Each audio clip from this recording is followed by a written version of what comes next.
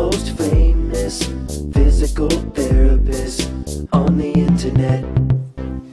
Hi folks, I'm Bob Schrupp, physical therapist. Brad Heineck, physical therapist. Together we are the most famous physical therapists on the internet. In our opinion, of course, Bob. Brad, I wanted to show some stroke exercises you can do today for someone who, you know, their arm was involved and they have virtually no strength at all or very little strength. Okay, so they can hardly move it, just minimally, if any. Right. Okay. So we're gonna our end goal here, Brad. After you've had a stroke, there's often two ways in which you get return. One, there's swelling in the brain right after the stroke. After there's been an assault on the brain. As that swelling goes down, you get some return. Sure. But the other thing is you're trying to train other parts of the brain to help out and take over. So yeah, they call that developing other pathways. Right. Not going to get into the details of that. It's pretty complicated, but your brain can learn and train and retrain itself, so to speak, in other. And what we have found that helps the most is repetition. Sure. And also seeing results. I mean, we want people to start making that connection. So we want to, give them something to shoot for and give them a win, right, basically. Right. So when you see progress, it promotes more progress, and you feel better about things, and just life goes better. Now, the return after stroke tends to be that you tend to get the return what we call proximal to distal, which means the shoulder muscles tend to come back before the fingers in the hand. Sure. So we're going to start working on the muscles of the shoulder first, and then we'll work down into the hand. Okay.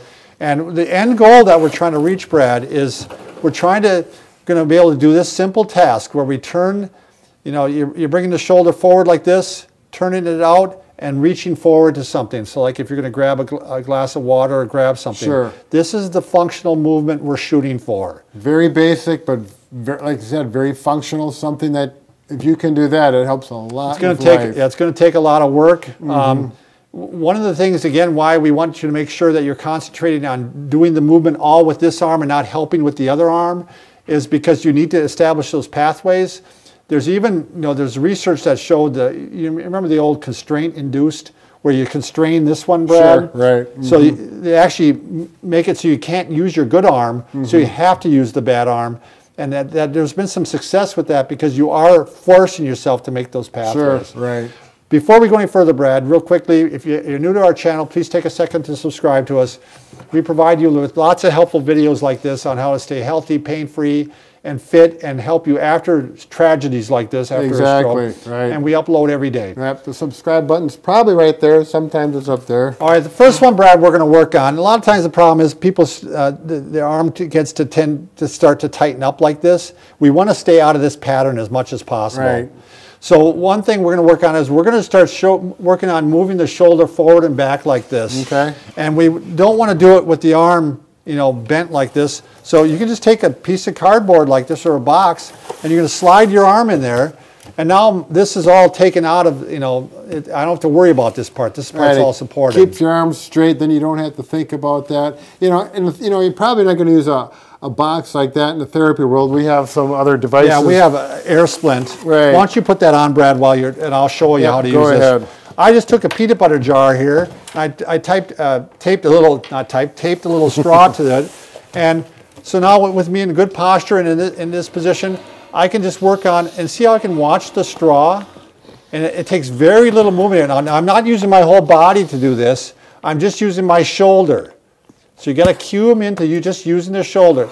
Now, if someone has no movement in their arm whatsoever, and you start doing it, and they work on this a while, and all of a sudden they start seeing that move. Right there. That's a big deal. Right.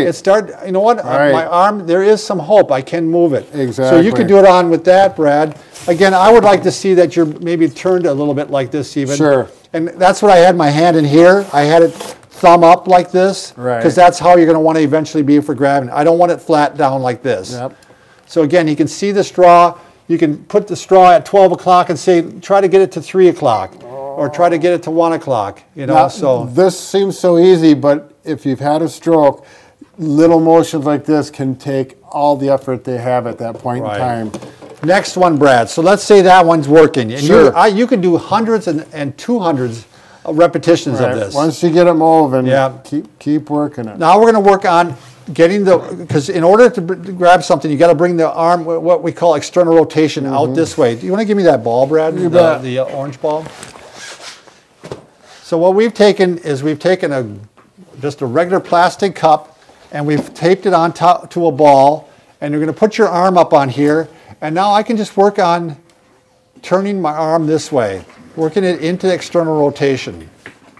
To get started, the therapist or a family member may have to help you hold this. Well, you can hold it with your good arm. But I mean, the hand on here depends on the grip you have. So you have to understand you may have to make some kind of compensations to get this. Or if it's too tall, maybe go lower. Right. I mean, this ball might be a little bit big for this table, or put it on a lower surface, because this would look a lot better to me than... Right, more functional, because your arm's pretty high. But those are adjustments. You have good judgment. You'll make that. You could tape a straw up there, and the same thing. You could... oh, there we go. Tape the straw up there. And again, I'm going to try to go to 2 o'clock.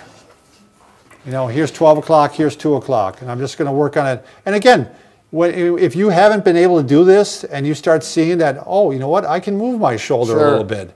This is a big deal. And you might think, well, why do you need to tape the straw on there? A lot of times with strokes that are severe, vision is impaired too, or they have neglect. And when you have, the more obvious it is, it can make a big difference. More feedback. Yep. We got a bigger ball with this on too, Brad, that we did the same thing. If you have one of the big physio balls, some people might have it in their department. And this is one too that you might not even need a table then. You can put it on the floor, and you can work like this. And we can work on going there. Sure. Again, we have the straw there as a little bit of visual feedback. Right. All right, next one, Brad, is we're going to work on flexion. And this is going forward. So we got 2 devices here that we could possibly use for that. One, we just have a good old board here. Brad's going to put our peanut butter back together here. And so I'm just going to, I'd like to tape a cup again here. If you tape the cup, and I don't know, would it be terrible to tape somebody's fingers around there? I don't know. Well, if they're slipping off, you know, either that or use, you know, some elastic banding or whatever. You do want to help. You may just hold to get started, you know, and see if... But again, you know, the idea here is that, again, we're at 12 o'clock. Try to move the board to 2, you know, the straw to 2 o'clock. And there, it's very clear to see that motion. And again, doesn't take much movement to do this. Right. And again, you can do hundreds of repetitions of this because you want to start making that connection. Right. Over and over and over again. Get those pathways established in the nervous system. All right, Brad, well, we got to put a little plug in for a device that we've made. You bet. This is actually quite often used with knee replacement patients. It's called the Knee Glide. And we invented this. And we thought, you know what, you can also use it for this. So you could tape a cup to this, and you could put your towel on there. And the same thing, you could just... You know, and this slides very easily, so you can work on doing some flexion with this, shoulder flexion, by also working on this. Right. And we got it up on the up position here. It's possible that if you put it in this locate, you know, on the flat position, it may work might be better. easier or it might be harder, depending on the person. So again, 50, 100, 200 repetitions of this, trying to start to get some flexion. Sure. So. Wow. Bob, that was a nice, and the neat thing I liked about this is, even in the therapy world, you can just use simple things like the balls, a cup, and you can do this at home. We've got a lot of people watching that either don't have insurance or they cannot access a therapist or the hospital or the clinic. Do these things at home. They're not complicated. They can work. Oh, we're going to work on the hand too. Yeah, the final one we're going to do is the hand, Brad. When you're working on the fingers of the hand, and I'll go up to the camera and show this, Brad, but what you don't want to do, the more that your hand is over in this position, in this pattern, it's going to want to flex. Right, the fingers naturally come together. The more that you take it out of this pattern, the more easier it is to open the fingers. It's just the way the body works. It's wired in, what we call PNF patterns. So you're going to try to bring the arm out here, you know, in that functional position once you're out here, and you're going to work on. And what I've done is I just took a marker here. I don't know if you can see that, Lonnie. I just took a marker, and it just kind of gives you a visual aid, you know, when that line is moving. Again, somebody that might have not the great vision, you know, and your hand's going to be like this. And I want you just to work on seeing that line and straightening that line out. It's bent here. Try to straighten the line out completely straight. Yep.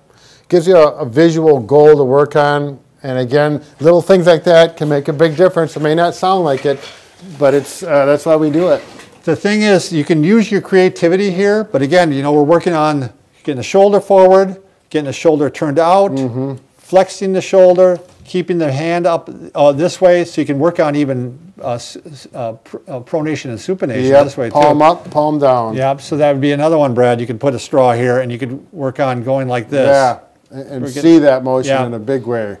So I know this was fast, and I know we just kind of touched upon these, but I hope it kind of, you know, generates your creativity so that you can think about other ways that you could work on just trying to get a little bit of movement here. You know, you might see one or two things here. It gives you some ideas that rolls into a whole nother progress area for you. So good ideas, Bob. It worked out well. Thanks for watching.